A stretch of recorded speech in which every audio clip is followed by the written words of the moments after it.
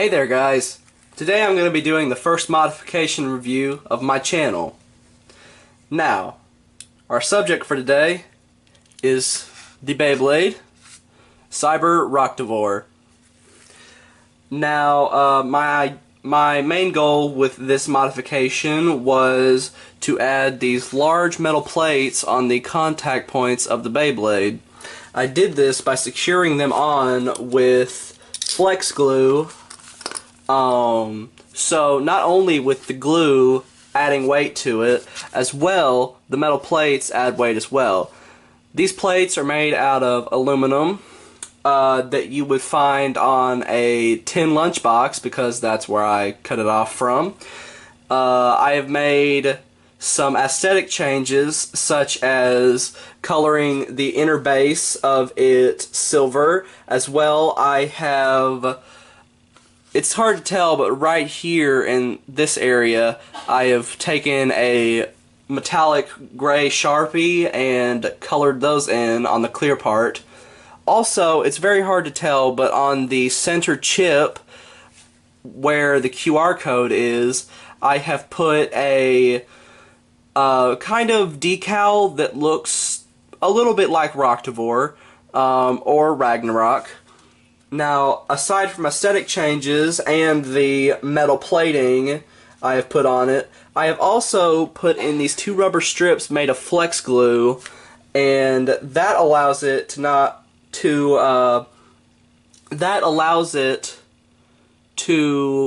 avoid bursting much easier, and you'll see the reason I did that. Now, the parts I used for the combo for this are Orbit, Gravity, and Cyber Roktavor.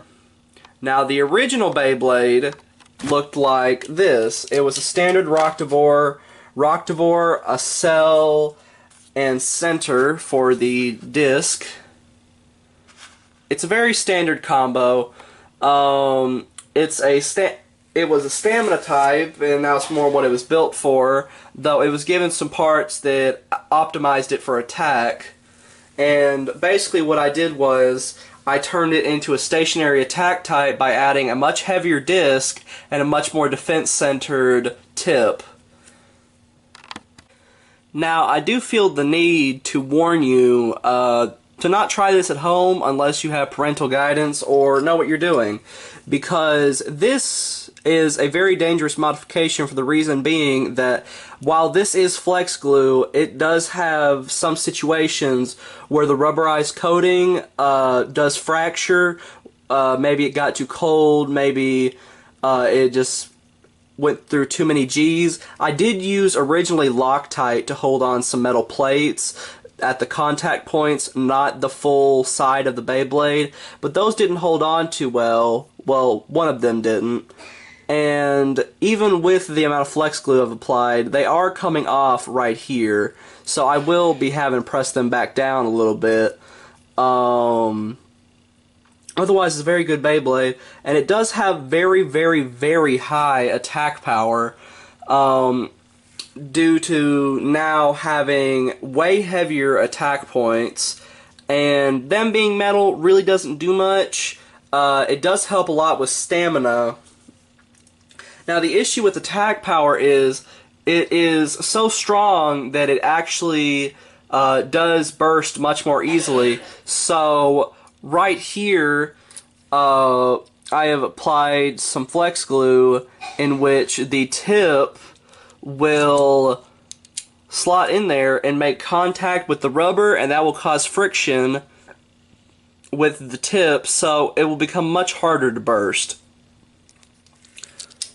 Now, I must make it very clear that this is now illegal to use in tournaments because I have modified the Beyblade. Even if you take it apart and remove one screw, then it is illegal because it has to be the way it was exactly when you bought it, aside from parts you change out, like your disc and your tip.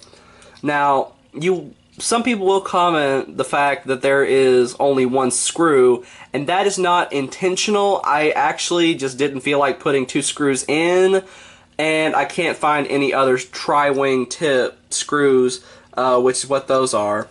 Now, I will be showing off this Beyblade here in a moment, once I get it together. And I must say once again, don't do this. These metal tips, these metal things, these metal plates are very, very sharp. I will be having to use a leather glove to pick this thing up. That is how sharp it is. Once again, I can't stress enough, don't do this unless you know what you're doing. Okay, well, on to a quick test spin. Okay, and now time for the test spin. I will be using a standard LR launcher for Switch Strike, which you can get with just about any Switch Strike Beyblade, aside from a few Hasbro releases and the Longinus Beyblade. It has a left spin standard launcher. 3, 2, 1, go shoot! Now, as you can tell, this video is not sped up, by the way. It's very heavy, and due to the orbit tip being such a really good defensive type tip, it goes directly in the center and stays there. That's why it's called a stationary attack type. Sorry, slip of the tongue. I'm getting distracted by my mother coughing. It's a stationary attack type because it goes to the center of the stadium, and whenever a Beyblade moves in, it has enough attack power to bat it away and attempt to knock it out or burst it. It's starting to lose a lot of steam now, which you can't really tell on the camera, but it's really slowing down. I will note that this Beyblade is very unstable in the fact that it is unbalanced, because not just because there's a screw, because the amount of glue I used may be a tiny, like maybe a gram heavier on one side aside from the other.